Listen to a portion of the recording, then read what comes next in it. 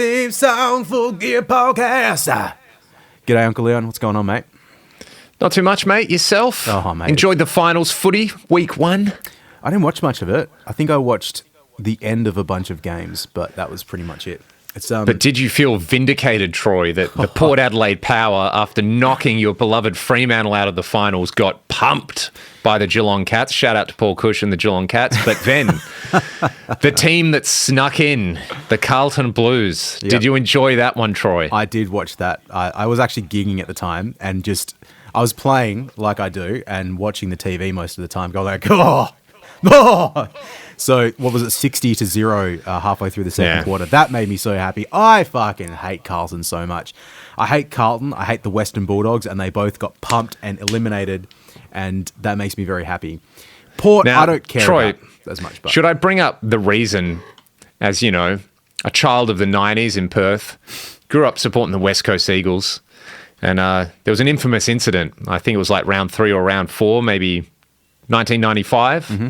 Our beloved Tony Evans in the back line soccers through a goal for Carlton. Now, of course, Tony Evans plays for West Coast, so that should be called a point. Yep. But the goal was awarded to Carlton, who went on to win by about 4 points. Yep, correct. And I always remember that day I realised the world is just an unjust, evil place. It was the corrupt Victorian mafia shafting the noble West Australians once again. Yep. It was actually 1996. I found that game on YouTube, so you can go watch it. 96. We, for people listening, Leon and I do talk about this a bunch. It's literally the moment that I realised how much I hate Carlton, and I've never gotten over it. I'm now a Dockers supporter. Mate, by the way, I'm copping it from Dockers fans because I told someone years ago that I grew up as an Eagles supporter, and then it's just spread. So every time it comes up the guitar guy, the Dockers guitar guy, I just get all this hate he's an Eagles supporter. Happened again literally 3 days ago. So I got to be, it's got to reinforce. I'm a Fremantle man these days. But you're a bought and sold Freo man. More importantly, I am a hater, Leon. I'm a hater. I'm a hater of Carlton Football Club, and I don't like the Western Bulldogs either. What to you is the equivalent of Carlton in the guitar universe? Is there a brand where you're just you feel that way, the way you feel about Carlton? You see that brand and you're just like, ugh. Yeah, there is one. Hang on, what would it be? Maybe the hate doesn't run that deep anymore. I think when I was younger, I probably was a bit more emotional about this sort of stuff. I probably would have said Schecter. Yeah. Weirdly enough, yeah. But now you just see a Schecter and you just get all Carlton Blues about it. Yeah, no, I've never really hated them though. I'm sure there is a brand. I don't want to say. There's one that I don't want to say, but there's one brand I think's quite lame. Okay, you've got a lame brand. Well, people can maybe message you on the Instagram or something and say, Troy, is this the brand that you think is lame? There you go. Bomb Troy's inbox. Have a guess. What do you think, Troy, the brand Troy finds the lamest? And the winner will get a thumbs up. Do you want a hint? Because I'd love a hint. The hint is I don't want to throw Leon under the bus. Ah, great. There you go. But also, it's not like a major Leon thing. It's just I don't want to bring up any controversy because he's done videos for this brand before. So, well, it could be one of 7,000 brands. Yeah, what brand ain't Leon done videos for at this stage in his life? You know, Dave, do you want to demo this? Yeah, go on. You done a Gibson one? The Big G are still they have not the G Train. The Fraser Gehrig of guitars, Gibson, have not reached out to me yet, but I've had the Big F. So thanks, Fender. So who does Gibson own now? Because it's Mesa Boogie, right? They own Boogie, yep. Who else? And hey, let's just take a detour and talk about all this Randall Smith stuff, right? Because, the internet is fucked, where literally there was this persistent rumor, and then, the look at me, I'm serious on the internet in a thumbnail talking about something where it was that he was fired from Gibson. Mm-hmm. And this literally goes to a single post in the comment section that Fluff posted, I've got insider knowledge that, he was fired. And then what do you see last week? Randall Smith's retirement party. John Petrucci's there. They're all there. It's Randall's retirement party. And here's the thing. Maybe he was fired. Maybe he wasn't. But we'll never fucking know. And not knowing is fine. Like, why should we be privy to the internal machinations of these like giant companies? Who cares? You know, he sold the company. He's like an 80-year-old dude. Yeah, he's old. So let the man retire. So he probably just went, you know what, guys, it's time. It's time for me to retire. He's had his nice little retirement party. He's had a good time. He's been massively influential in the world of guitar tone. But no, like the internet goes into meltdown that like some injustice has been done to our beloved Randall Smith, who we never cared about. We always just complained about how complicated his designs were, you know. Like no one had immense love for him up to that. But then they were like, no, we got to like get in and defend this guy because apparently the evil corporate overlords at Gibson fired him. I mean, there probably are still evil corporate overlords. I mean, there probably are evil corporate overlords, but, you know, like, fucking relax, bro. Like, calm your farm, internet, Mate, you know? Those people need to take a chill pill, if you ask me. Yeah, it's fine, but it's such a, like, one, stop trying to turn the AFL into American sports. Two, stop trying to turn, like, music and guitar in particular into American sports. Like, let American sports be American sports. Go away from everything else. So you don't like anyway, rant over. You don't like the $12 million Mac Andrew deal that just got announced last night? Did that get announced? Yeah. $12 million bucks. Hey, over mate, 9 years. good. 9 years. They're locking Kane him in, Corns is so- melting down. Yeah, so 3 years into that deal, he'll request a trade to a Melbourne club. Yeah, probably. Before we delve into what you want to talk about. Can I just quickly piggyback onto what you're saying about Randall Yes. Smith? Just like close your eyes. Can you imagine a moment when Paul Reed Smith retires? Oh, Because I'm telling you, like, I'm getting that video ready. it's like not going to happen. Like, Yeah. because do you know what's going to happen? Like, Paul will be hopefully a very, very old man, you know, like I got no disrespect for Paul. How old is he now? He's old. 60s, Yeah, 70s, he's- something like that. He's Is he earned 70s? his. That's a good question, Troy. Let's see. The man, the myth, the legend. We've all heard my Paul Reed Smith story. I don't need to tell it again, do I? Well, imagine like Paul Reed Smith at the young age of probably 125 years old, like on his deathbed, like as he's slowly fading into nothingness, and he'll still be there like, wait, just don't forget to try the brass on the bridge, like on the saddle on the second string, a little bit for the tone. Hopefully, You know what Paul will always be? He will always be at the coalface. Yeah. That's what he is. He's an inside. He's a bull. He's a bull. Inside he's mid. an inside mid. He's in at the coalface. He's the Travis Boak. He's the Dustin Fletcher of the guitar world. He's just going to keep on going. So he was born in 56. So he will be 68. Well, he is 68 this year. Oh, next year, big birthday. The big one, Paul. If you're going to step down at any point, mate, make it 2025. So, but yeah, I mean, you know, he'll still just be working on iterative ways to improve things. So it'll be interesting. I mean, yeah, there is this generation of like really, you know, big names in the music industry where, yeah, they will probably be retiring soon. Randall Smith's probably the first in that, you know, long list. You'll have your PRS, you'll have, you know, I don't know what's going to happen when, you know, Cliff Chase finally steps down. And I think he's a bit younger, but, you know, there'll be a point where he's like, you know what? I'm not going to sit here and work on firmware updates for all you morons. I'm just going to go and like play guitar and enjoy my life. So that's the yeah, one it'll problem be interesting about being like that Cliff has that maybe these other people don't have, in that like Cliff is like literally the brains, the heart and soul. Like if he gets hit by a car, Fractal stops tomorrow. Is that fair to say? Not really. Like they have quite a few engineers on the team. Well, Like it's not a Line 6 style thing where they've got like a lot of people working there, or a Yamaha thing. But you know, yeah, maybe. I mean, yeah, it's his thing. So I can't speak for the guy, but you know, it's like there's a team there. It's not just mad scientist cranking out great sounding stuff. And you know what? If that's as good as it gets, it's pretty damn amazing, right? Yeah. People will still be capturing those amps on Tonex from the Fractal and selling it as like a vintage Marshall, you know. Is that what and we happens? all know. Oh mate, I'm just in a bridge burning kind of mood today, aren't I? Mate. Just don't be the Sam McClure. Like if you don't know who Sam McClure is, They're look not him up. picking him. Mitch, they're not picking him.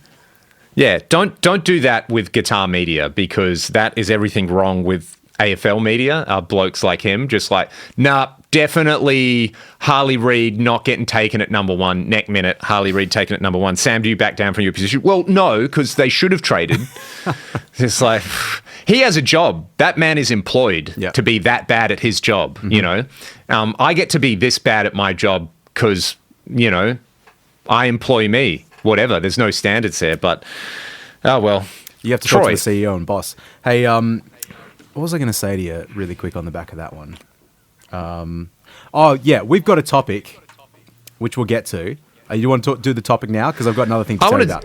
I want to do the topic now so that people, you know, 12 minutes into this can finally be like, when are these two going to shut the fuck up? Hey, look, I don't blame you, mate. Troy, have you ever cracked a semi from time to time? Mate, I got one right now. You got one right now? I got one right now too. I got one right here. This is a 1979. I think it's a 79 ES335 TD. We've spoken about that when most people think of semi-hollow guitars, they think of this, right? A 335. We've done a whole episode about them. We have. Right? You've done some But videos I thought it might about be cool. Thought it might be cool to talk about semis because I have a newer, well, I actually have, I got a pair of semis for you, mate. I got more than that. Where is it? Old double D. Yeah, old double D semi LT. This came through the toy library today. So this is one of the EVH SA126s. So it's a Wolfgang Van Halen guitar. And when disclaimer, I have this one on loan from Fender. They said, "Do you want to do a demo with it?" And I said, "Yeah. Can you send me the black one?" Mm-hmm. And they said, "Well, actually, we think it would be cooler if you had the purple quilt one." And I went, "You know who is going to love this guitar?" Yep. One man who is all about the purple guitars, and it's you, Troy. Yeah, you're wearing a purple shirt. You should tell Fender to give me a guitar for next year for the Dockers. Wouldn't this look great? Yeah. On the roof of Optus Stadium. Yeah, tell him. Your hands. Tell him my mate can play this guitar to 50,000 people 11 times next year. Yep, let's make it happen. But it's anyway, a cool shape, hey? It is. So, I mean, it's the Wolfgang signature. It's vaguely like the Eddie sort of thing. Is it bigger than the Eddie guitar, or is it the same size? It's a lot bigger. Okay. Yeah, it's like I mean, we all know how big 335s are. So there's a 335. Oh, right, it is bigger. Yeah, it's a proper, like, oversized. Yeah, that's kind of one, I think, look, we're getting into the semi-hollow thing. So one thing is that they're often bigger, right, than your traditional small body, solid electric guitar. And this is kind of oversized. And we talk about this a lot. Mate, how tall are you on a good day? Oh, on a good day, 6'1". 6'1". We're about the same height. Let's say 6'2". Let's say 6'3". And even 6'3". 6'6". We're going in centre half forward, playing on Glenn Jakovich, and you've got this guitar. You know, they're bigger guitars for taller, larger people, right? Mm-hmm. Yep. It's king size, big and tall, Andrew Vlahov. Yep. Just don't ask. Don't ask. People who grew up in the 90s in Perth will know. That's for all of you. But yeah, man, go on. Yeah, it's a pretty interesting thing where it's like super Strat vibes with the neck. It's quite a thin, shallow neck, compound radius, big frets, ebony board. But then it's sort of like very like late 60s, early 70s vibe, witch's hat knobs. Just the shape, the kind of the F-hole style thing on there. Yep. It's pretty cool. If someone just said, "Hey, guess what? Wolfgang Van Halen's going to have a signature guitar," it's not really what I would expect. Yeah. Because I believe I watched, pretty cool. I think I watched a video with him years ago, like maybe after he'd done one of his albums and that he was starting to tour a lot. But he was saying like he'd done everything with a 335 on maybe not his first album or something. That's right. And so, yeah, I mean, it just made sense to make it as a signature model, or make a signature model that is sort of like a 335. That cops that kind of thing. So, yeah, I am into it. And, like, the harmonica bridge to me reminds me of those, like, 70s SGs and stuff like that. So it's kind of a cool... I think if you're going to do a modern guitar that has a retro vibe, like, the aesthetics are cool to be retro, but you still want it to be a modern guitar. Like, you don't want all the crap things about those old guitars. So I feel like it's captured that vibe pretty well. There should be a demo up on my channel at the the day we're filming this, which is Thursday, the 12th of September. So maybe I'll put this episode up at exactly the same time on the new Gear Podcast dedicated YouTube channel, which you're watching right now. So you'll dig this, man. I reckon this is totally your vibe. Yeah, man, I'd love to play it. It definitely looks my vibe. It's quite loud too. Okay, a couple of things. Compared, like direct comparison to a 335. It's not a 335, absolutely not. But no. What are the similarities? What are the differences? And we're talking placement of knobs and switches and stuff. Yeah. So they have a basswood center block, which I think is interesting. Interesting. Yeah, and the back's mahogany, the top's maple. So it's sort of, to me, it's, like how it is to a 335 what a Wolfgang is to a Les Paul, put it that way. Okay. Like a bit more, there's definitely like a bit of telly vibe about it. It's a bit more aggressive. The video that I've done, I actually did a side-by-side comparison. This kind of sounds like more open, for use of a better term. Okay. Which I think a lot of the time people expect semi-hollows to be airy and open sounding, but I often find they have like a 335 has like a distinct mid-range thing a lot of the time, right? Yeah. Well, it's pretty close to a Les Paul, but it's not exactly the same. It's got its own vibe going on. What pickups are in it? So they're pickups designed for the guitar by Tim Shaw. So pickup guru, renowned for making lots and lots of great humbuckers over the years. Shawbuckers, I think, and some of the... I don't know if he did the Dirty Fingers for Gibson back in the day. He may not have. But yeah, he's, legendary pickup maker. So I think he's Fender's in-house person. I think the thing that might put some people off is this gigantic Thor's Hammer headstock. Like, it's a big headstock, right? Yeah. But the tuners feel really good on it. They're just some like Kluson style EVH branded thing. Yeah, the headstock's probably not super. It's interesting. It's a bolt neck as well. Yeah, so it's a bolt on as well. So that changes the vibe. So the back of the neck, that has no finish on it, or is it wood grain with oil or something? I think it's probably just a very thin lacquer. It's got that it doesn't feel like a full satin finish, but also I don't think it's oiled. I think it's just a very thin, buffed out clear coat. It feels nice. It feels kind of like a raw wood neck without being one. Mm-hmm.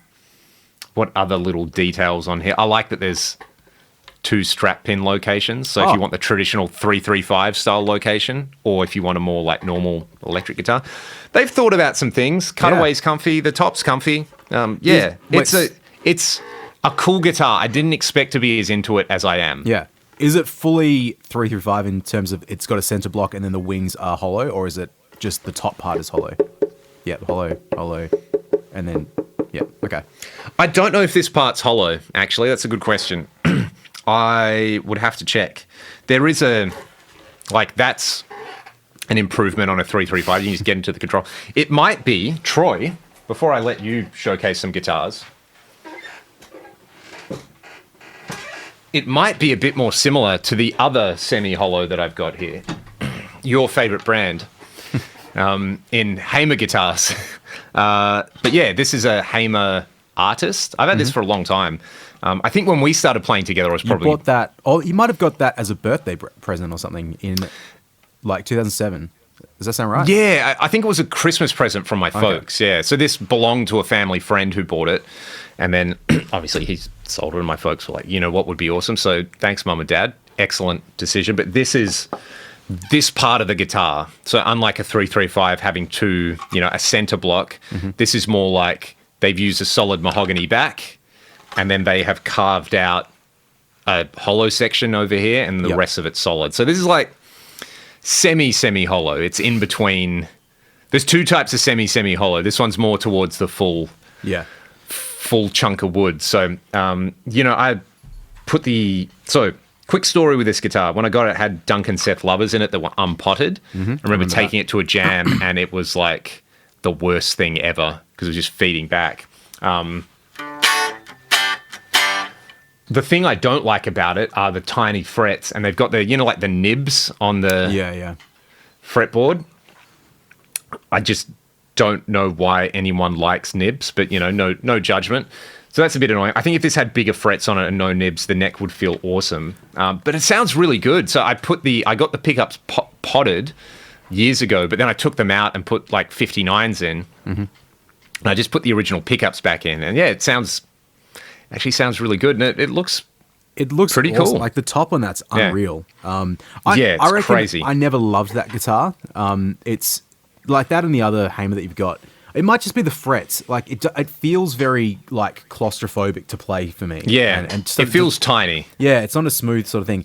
It's you mentioned before about the Wolfgang and how it's that is being that it's a semi-hollow guitar is bigger than its equivalent like solid body guitar, but that is pretty much still a Les Paul size, isn't it? Or like a double cut Les Paul size. That is literally a Les Paul Junior with a carved top. Like it's the same shape. That's those early Hamers. They just were like, well, people like Les Paul Juniors. Let's just take that shape because there's more access. So yeah, it's the same body shape. Yeah, it's a Les Paul size guitar. Yeah. Do you think the hollowness in those guitars makes much difference to the sound of it, or is it an aesthetic thing? Because I'm uncertain. Like it's sort of, I think my young person brain thought, well, if it's semi-hollow, it's going to sound like an acoustic guitar, and that's good. That must be good. Yeah. But I mean, it doesn't sound like that at all. No, it still sounds like pickups, really. Sounds, yeah, mostly. I mean, it's a whole rabbit hole, right? You can't A-B the guitar with the mahogany in it and then not in it, which is challenging. But it's lighter, which is cool. It is a little bit like claustrophobic, but I feel like we should go in the. Well, I was going to say, like, it's interesting to think like the semi-hollow thing. Is it just like is weight relief the reason to do it? Really? Like, is that? I mean, look, and it looks cool. So let's not discount. Yeah, I mean, back to the 335, and I mean, you've got a pretty sweet 335, right? Yeah, mine's wicked, man. I play that all the time. It's one of my favorite guitars. It's playing it unplugged is fun because it's got more an acoustic guitar vibe than a solid body guitar. But yeah, I mean, the ES in ES335 stands for electric Spanish, right? So it was sort of like, hey, we've done full solid body guitars, we've done full hollow body guitars that have pickups in them. One of the issues with a full hollow body guitar with unpotted pickups in it through a loud amp is that they feed back a lot and the top sympathetically vibrates and you can get a lot of issues that way. So let's put a center block in there to mount the pickups on. And this goes back to like the original Les Paul, like what do you call it? The log, where it was like literally just a plank of wood and people were like, no one's buying that, bro. We got to fast forward another like 60, 70 years to get someone to buy a guitar like that. Yeah, and I'm sure people would be super into that. So yeah, the center block thing versus, weight relief. And obviously like the weight relief thing with Les Pauls, you can get chambered Les Pauls. Yeah. So yeah, it's, I think one thing that does play a role into it is like if you're playing a 335 through like a Marshall loud literally the top vibrates at those super high volumes, and you can get, if you're trying to get harmonic feedback and things like that, you can get these like sympathetic things going on. One thing now, we just don't play as loud on stage, just not a thing. Like you play a modeler, it's super controlled, so those feedback issues probably aren't as big a thing. So something a little more hollow will probably work. Which is where I want to pivot to the other great hollow body genre that I think is probably represented by a guitar that you've got access there to, is like the Gretsch thing, right? Yeah. And this isn't a Gretsch, but this is a Duesenberg. Look at that guy. Now, would you say that the Duesenberg is like it is to Gretsch what PRS is to like Gibson? Yeah, it's probably fair. This is a really cool guitar, man. Like, well, you've played it, haven't you? Did we use it on anything? Maybe we didn't use it on anything. I really enjoy playing that guitar.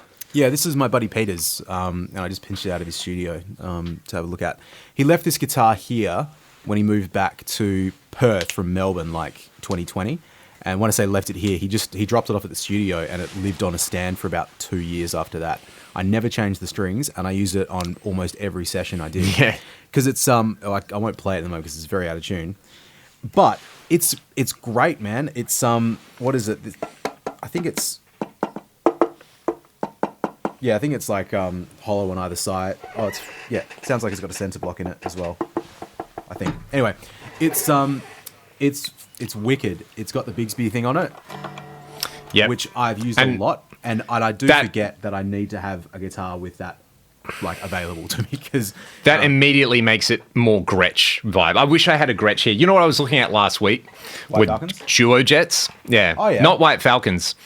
Maybe at the end of the episode we can talk about the White Falcon thing. We might have to have a quick little pause though, so I Does can Fender grab own something. Gretsch? You should call Fender and ask for. Fender owns Gretsch, yeah. So Mate. I was looking at the Duo Jets and I was like, there's a specific spec that I think I want, and it just doesn't exist on a Gretsch. Like Right. the Chet Atkins style little like semi-moon inlays, but on a Duo Jet, Right. I think is a cool thing. Well, Yeah, the White Falcon, obviously iconic country gentleman. I think friend of the podcast, Michael Torin, he's a who big I'm going Gretsch to catch fan, up isn't with in a couple of weeks in the flesh, I think he's a big Gretsch man, yeah. So I kind of want to get inducted. I'm a bit terrified that I'm really going to be into it and then, that will be another rabbit hole to go down. Yeah, they're just so expensive, like for the good one. Well, I mean, good's obviously a subjective sort of thing. Let's say good. The Duesenbergs. So, that guitar, I've had it here for a long time. I've used it on a bunch of sessions. It feels kind of to hold it. Obviously, feels like a Les Paul because it's got that single cut sort of shape to it. The neck profile and it's a little bit different. It actually reminds me a lot more of another semi hollow I've got, which is that Ibanez. The AFT, I think it is, or AFS 75T it's called, or I can't remember. But Have you got that handy? I'll go grab it off the rack in a minute. But it's because the deal with those, are they made in Asia but then plecked in Germany before they're sold? Is that how it works? Or are they all made in Germany? I can't. I have heard different things, but I'm pretty sure there's some kind of like assembled in Germany thing where most people in the know are just like, yeah, they're made in Asia. They're made in Asia, and then Duesenberg gets around some kind of like trade thing by doing some stuff there, like setup or plec. But I mean, who cares? They feel really good. Yeah, Because I've played some Gretches that are terrible, Yeah. and you're like, how? And you Man. play the Duesenberg, and that's what I expect a Gretsch to be. Yeah, they're just a modernized sort of a Gretsch sort of thing. But man, I really like that guitar. I've said to Peter several times that I will buy it off him rather than him sell it. Yeah. It's a class. It's really an aesthetic class that's different to other guitars. It's got such a well, obviously retro sort of thing, but the gaudy retro thing. And for some reason, it's not uncool. Do you remember that brand Italia? Italia, I remember the Medinas, yeah. Yeah, to me that is similar, but if you take gaudy to the bad side of the spectrum of that, Yeah. they just feel like Gosh, very yeah. plasticky and like the like couches from like 50s diners, whereas that one still has a bit of class to it. And yeah, so that's an orange one, which is great. Friend of the channel, Scott, has the Mike Campbell signature one, Ah, cool. which is really, it's got like the racing stripe thing down the middle. That's wicked. Yeah, a lot of people that I really like those guitars, and it's very versatile. So yeah, I don't reach for it. I mean, to me, it's a cool rock guitar. I'm not going to reach for it necessarily as a heavy metal sort of thing, but yeah, it's covered for me lighter stuff, cleaner stuff, like more driven stuff, certainly overdrive, Marshall sort of things as well. Yeah, just really versatile. The pickups in it, I think it's got a P90 in the neck and a humbucker. Yeah, I in was the going to bridge. say that combo looks really cool on there. Yeah. I'm into that. Oh yeah, I think we just both tried to interrupt each other and then stopped. That's okay. No. You go, bro. No, it's not much to say, man. It is great. I feel like I've probably used the P90 side of it more than the bridge, just because and I'm not like a huge like Les Paul neck lover. Just the wooliness, I'm usually not super into. But that one, the P90 is a little bit less thick, so yeah, it's the balance on it's quite nice. Yeah, I really dig that guitar. Just as an aside, I got a set of pickups from Mr. Glynn's pickups in New Zealand. I've got a video with it coming, but the Les Paul Artist that I have, that old strange thing, P90 in the neck, humbucker in the bridge, it's really, really good. Like that's, if you don't like the Les Paul neck pickup sound, well worth checking out. Well, like I put the, oh, sorry, you talk first and I'll talk. Oh, no, you go. I dig. That's a really cool combo. Well, I think it's just for me, finding the right pickup combination also has helped. And it's so stupid and simple like that. Explorer's got a 59 Jazz like combo in it, jazz in the neck. Yeah. And that sort of does enough, like just to take a bit of the boominess out. I still love the way the 59 sounds in that. I'm really surprised how much I like it in that guitar. And dude, the jazz in the neck, I've got a jazz in the neck of my Hamer Standard, which is just an Explorer, but like I love it so much. It's so good. That's a vibe. Another semi-hollow, while we're going down this rabbit hole, people who know will appreciate this. So this is not a Gibson. It says Gibson on it, right? I mean, can you tell? But this is what is it, Troy? Do you know your 345 from your 355? Oh, well, show me. Yeah, it's definitely it's a 345 because it's got the Bigsby. Oh no, it's got the. Don't know. It's got the Bigsby, which is an option on all of them, really, but more a 345 thing. It's got a Veritone, right? Which is 345. You don't find a Veritone on a 355. Now Kane, let me tell you, the giveaway is 345s traditionally have those split parallelogram inlays, and 355s have the Les Paul custom style blocks. So this has blocks, but a Veritone. So it's it's kind of neither. That's the giveaway. Now, my dad made this guitar, and that is the most Bill Todd thing you can do in the world, is to just like blend specs and then see if anyone notices. Yep. Just trolling. He's got this. Yeah, he's just constantly trolling the big fans. So, this with a Bigsby, I mean, it's probably not in tune, but is it not in tune? It is in some other universe of not being in tune. I'm actually going to... No, you like to tune to F sharp minor 7. Yeah, that's the correct tuning for all rock. So it's got a roller bridge on it. It's got the Bigsby, which is... I'm scared about restringing this guitar, but I think I have to do it because the strings are so old. The Veritone's pretty interesting. I do have a video about this guitar with the Veritone on it. I think it just needs a bit of just like a set of strings and a cleanup, but it's kind of fun. Like playing a Bigsby. I know why, Troy, because in our favorite tuning, Drop D, the actual standard tuning for all rock music. Someone asked me on the comment of a video, like, what is true Drop D tuning? And I was like, on a video about Drop D that I did. I mean, I was like, bro, it's... The Bigsby's so funny to me, right? Because you have to move it so much, but you get so little pitch change. It's like the opposite of a Floyd, right? Playing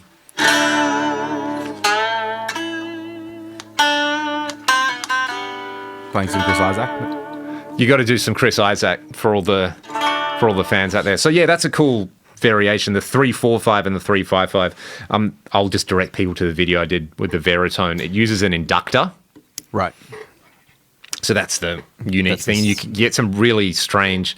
I think there's a video with Marcus King, maybe, because he's a 345. That's the same thing as on the BB King models, right? That's what the switch is on that thing.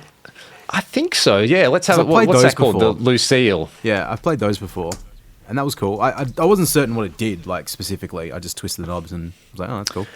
Yeah, okay, so the BB King Lucille has a Veritone and block inlays on it, so that's kind of cool, and no F-holes. Yes.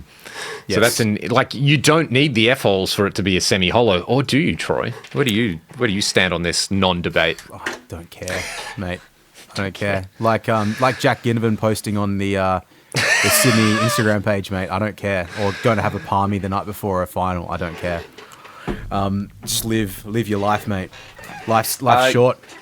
You got that Ibanez semi-hollow? Because I feel like... I'll go grab it. I remember seeing... You go grab the guitar. I'm going to talk about my experience with these. I remember being a kid and going into a music store in Perth when they had just got a new shipment of Ibanez and immediately being like, where the RG's at? But they had a bunch of these as sort of like affordable art cores, and they were kind of cool. And then when I met Troy...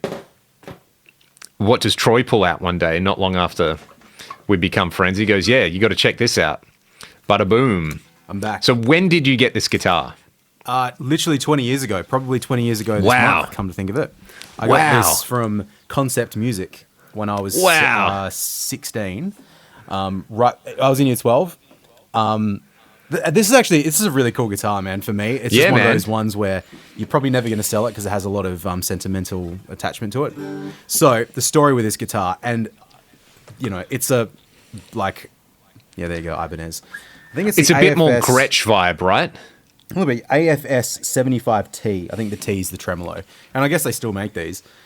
Yeah. So in high school, I was playing in the school jazz bands, but I was listening to heavy metal. And I was listening to Steve Vai and stuff. And I remember going into... How do you bridge that gap? Well, the thing was, I went into the music shop, which I used to go to Concept quite a bit when I was younger. I'm not sure why. I think they had some cool stuff like PRSs maybe. And that's there weren't that many PRSs in town otherwise. Yeah. But I went in to get an Ibanez, or to look at an Ibanez RG style thing. And the only one they had in there, I didn't like the way it felt. But this was on the wall, and I'm like, oh, that's cool. And I had a guitar teacher that was all about semi-hollow guitars for jazz stuff. And I probably was never going to be a jazz player, but I'm like, oh, that's interesting. Grabbed it off. The neck on this thing is just so comfortable to play. It's quite wide, and it's not thick. It's not that thick, but it's just comfortable, really comfortable to play. It feels like an acoustic with a really flat fretboard on it. And then that's the thing that I really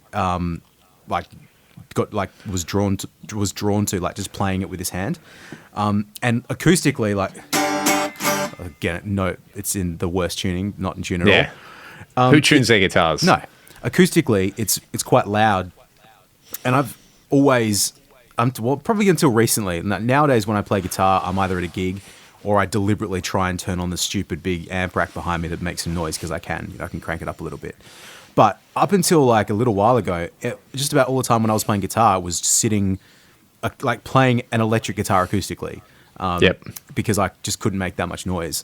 Certainly when I was, a teenager. And, the interesting thing is too, when I was trying to do all the Paul Gilbert style shred licks, they're like,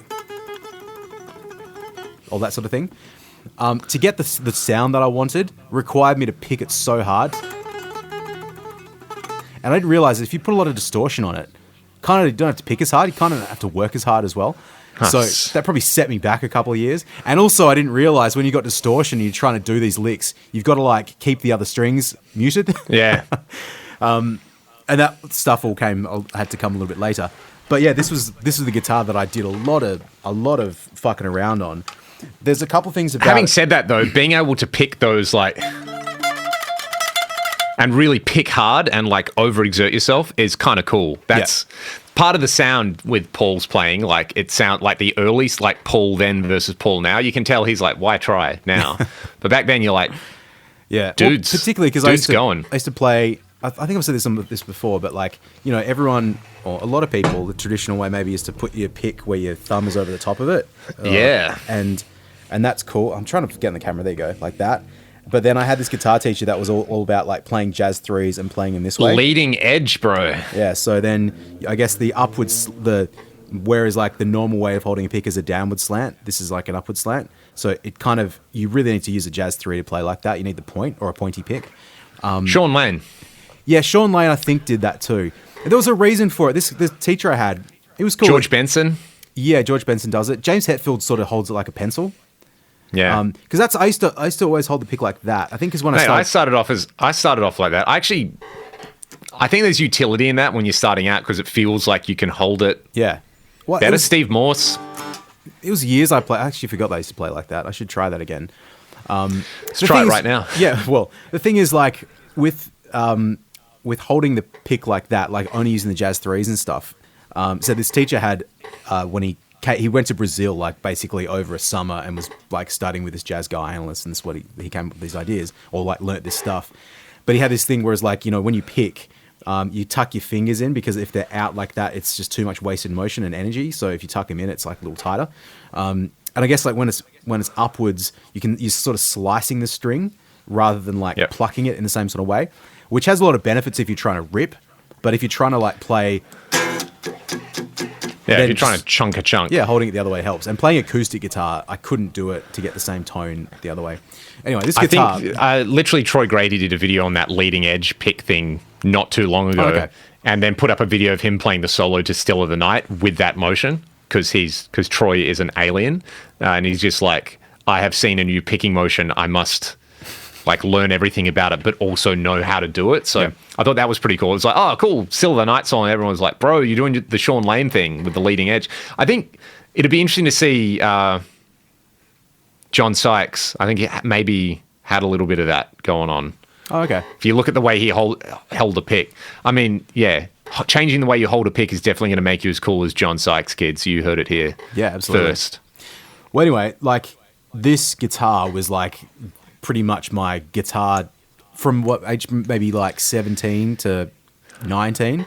I did so much with this, and it kind of fucked me up too, because like I wanted to play shred guitars, like Strat style, super Strats, but then I would play a guitar like this where the bridge is quite high, and I'd like rest my arm on it like this, to a Fender one where it was like really flat, and it all I found it really tricky to deal with. But man, this guitar, what happened with it is, firstly, I lent it to a friend of mine in about 2010 for no reason. Like, he just needed a guitar for something, and I gave him this.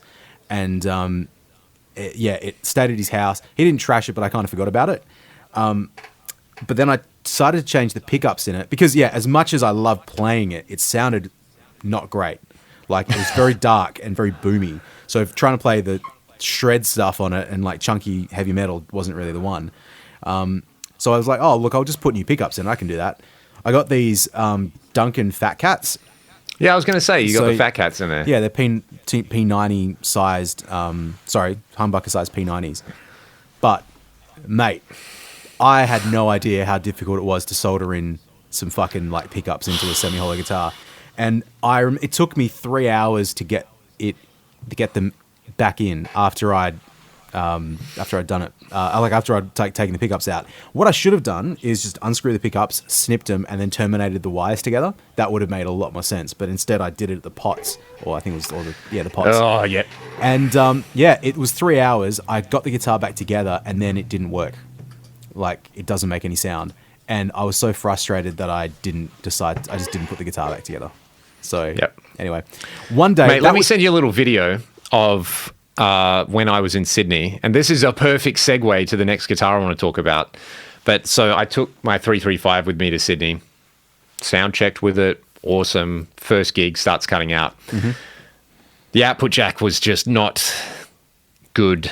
Yep. So I took it to my buddy Charles, Chili Guitars, and I was like, Charles, I'm here to ruin your day. This guitar needs a new output jack. And he was like, no worries, I'll show you how I do it. So I had seen the method where, so the pot and then the shaft of the pot, you get like rubber tubing and you put it over the top of the pot. So what you do is basically on let's take a 335, for example. I can imagine now how. So you push the rubber tubing through and out the F-hole, and then you put the pots on, and then you pull the tube through, and that pulls the pot shaft up with it, right? That's one method I'd seen. The way Charles did it was he used solder, which is very malleable, right? So you just use the solder, and you make a little like noose, and you put the solder through instead of the pipe, and you tie it around the pot, and then you pull it through that way. Do you know what's funny, Leon? Clever, right? So I'll send you the video of how he did that, Leon, and it was remarkably similar. I literally did exactly that to this guitar. I'm not kidding. There you go. I literally wrapped. There you go. It's the only way I could think of to do it, because it has a screw on it. Like, the pot has a screw, so I could wind the solder around the screw to pull it through. Yep. It still was a fucking nightmare. It's still horrible. Yeah, I think the wiring in it was just just short enough where I couldn't get enough. Had there been another centimeter and like a little bit more give in it, I think it would have been okay. But yeah, it's funny that he did that, because it was the same method that I used. But I just haven't revisited it, and it's honestly, I probably don't have a purpose for this guitar. Like a lot of guitars, I just have it, but I can't sell it. You know, it means a lot. I reckon you should refurb it, man. I reckon you should, you don't have time. We were just saying before we got onto this how busy you are, but when you have some time off in the new year or something, get it happening, because it looks cool. Yeah, I think it does.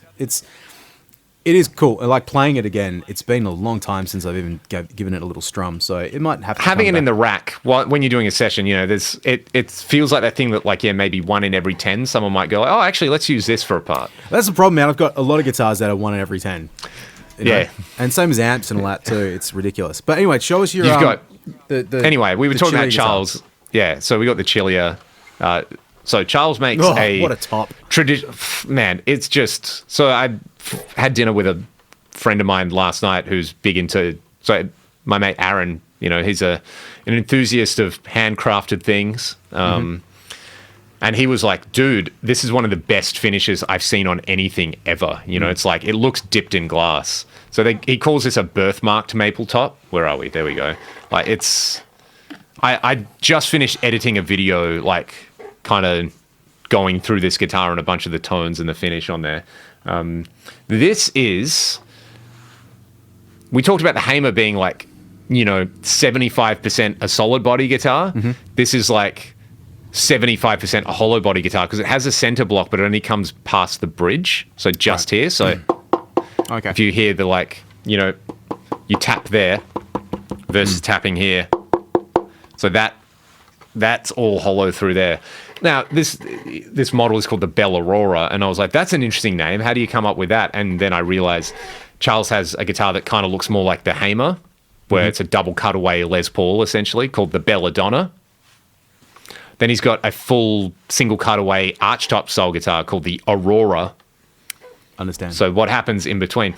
Now, fun fact, Troy, and I mean the inlays on this are, it's a crazy, crazy good guitar.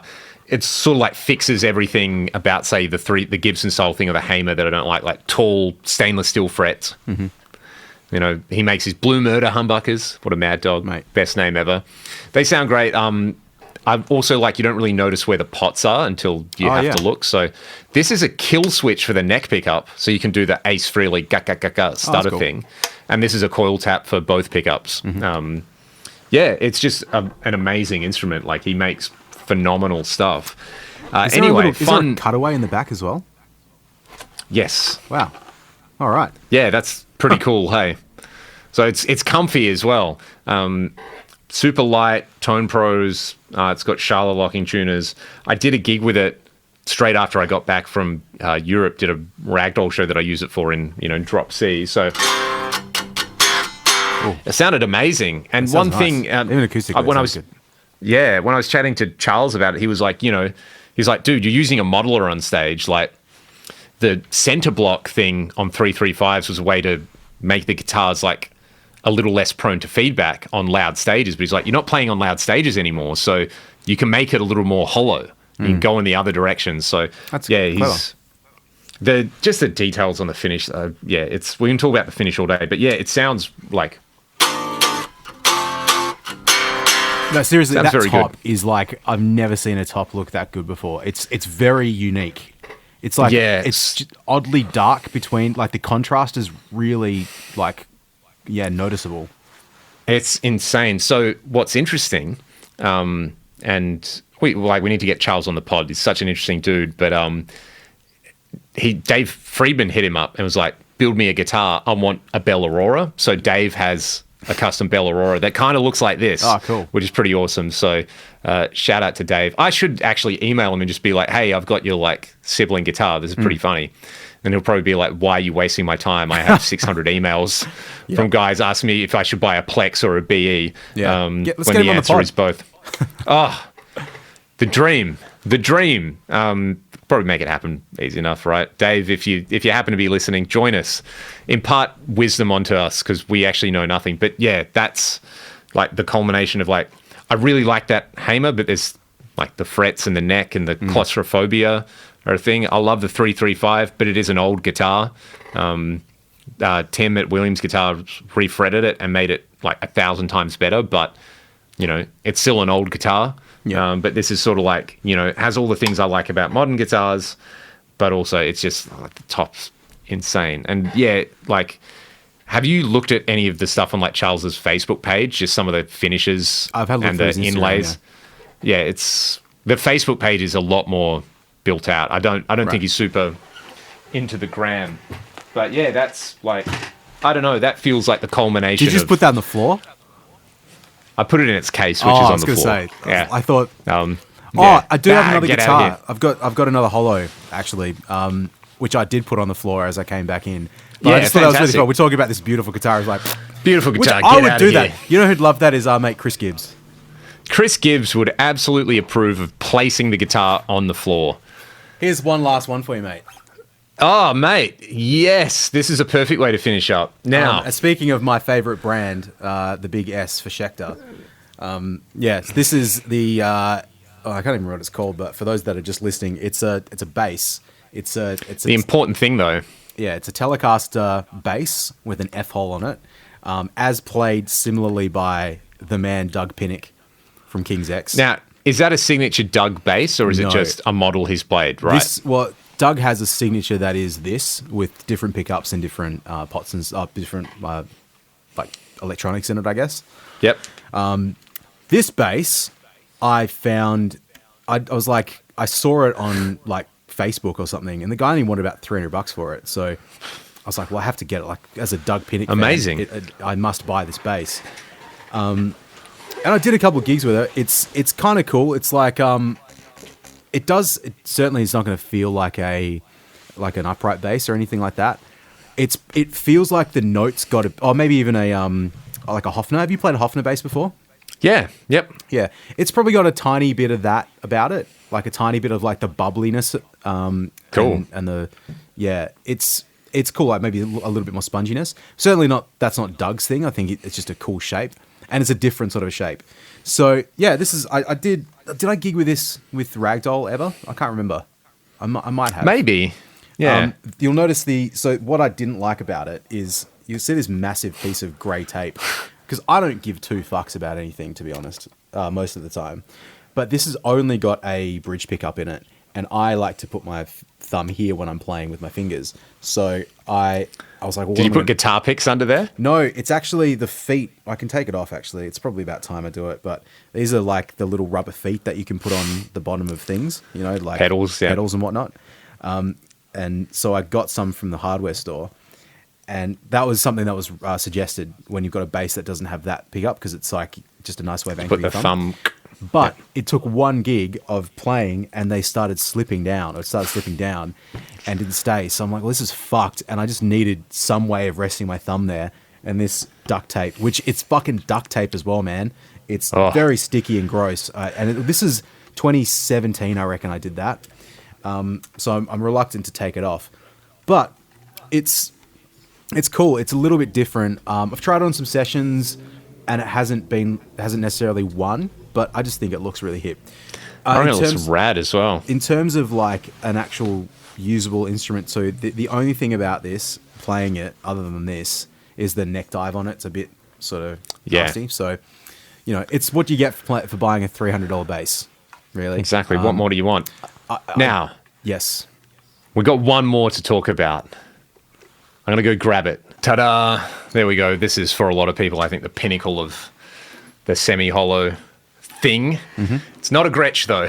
This was like my dad's dream guitar to make one day, and he did it. And he bought the drum shell cover for the binding. Oh, right. That's cool. Like he went full on with this thing, and consulted a lot of different sources for that kind of thing. He had a friend of his finish the guitar. The guy had never sprayed a guitar before, so he just sort of like spent 6 months figuring out how to do it, and then did this. The finish is like pretty immaculate. A few changes. He put so you can access the electronics from the back on there. I still don't know what these two switches do. One's to toggle the pickups, and the other one I think brings in this like other tone control circuit thing. But man, it's just like, it looks awesome, man. It looks amazing, right? I also think this is another B-Todd thing. They're like Chet Atkins inlays, not like normally White Falcon inlays. So, yeah, pretty rad. The strings on this are so crusted up, and it needs a setup. Like, it needs a fret dress and a setup. But Bill needs to put coated strings on his guitars. Just like, he's never going to change the strings. Like, he just makes Get the man an Elixir endorsement. How long after a guitar's finished does that man just get bored and want to do the next thing? I think 70% of the way through the process. It's like, what's the next thing in there? But yeah, this is pretty rad. Have you ever gigged with that guitar?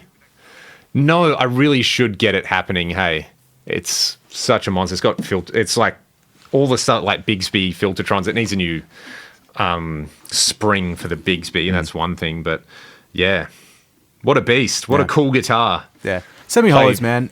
They're a thing. I like it. Getting back to that, to go full circle back to the EVH one, the Wolfie. Yes. Have you got that there, convenient? Certainly do, mate.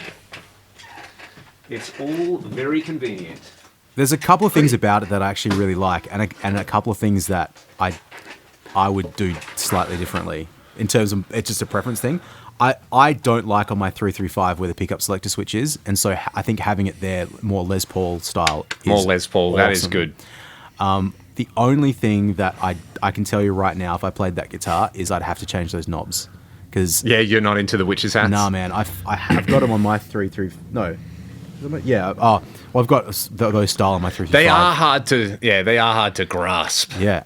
I realized, so I was playing my Strat. I'm gigging with that black Strat at the moment. Yeah, awesome. And I'm so used to where the telly is, like, because I've been playing the Isbell telly before that like grabbing the knob and doing any quick adjustments with my pinky is like really easy. The Strat, the knob's way closer to the string, so I keep knocking it. It's like too close, yeah. Yeah, but then the 335 is the opposite, where it's like I'm just searching for it randomly with my hand. So like having a big knob that's easy to turn is kind of a big deal for me personally, but that's just a preference thing. Mate, when you're cracking a semi, make sure you have a big knob. Mate, we should probably leave it at that. That's about as good as it's going to get, really, isn't it? I think that's as good as it's going to get for today. Ladies and gentlemen, thanks for tuning into the Gear Podcast. Let us know what your favourite semi-hollow, full hollow body, non-solid body electric guitar is in the comment section below. Troy, where can people find you on the internet? At Troy Nababan on Instagram. There you go. I'm Leon_Ragdoll on Instagram. So hit us up and we'll see you all for the next episode. Take it easy.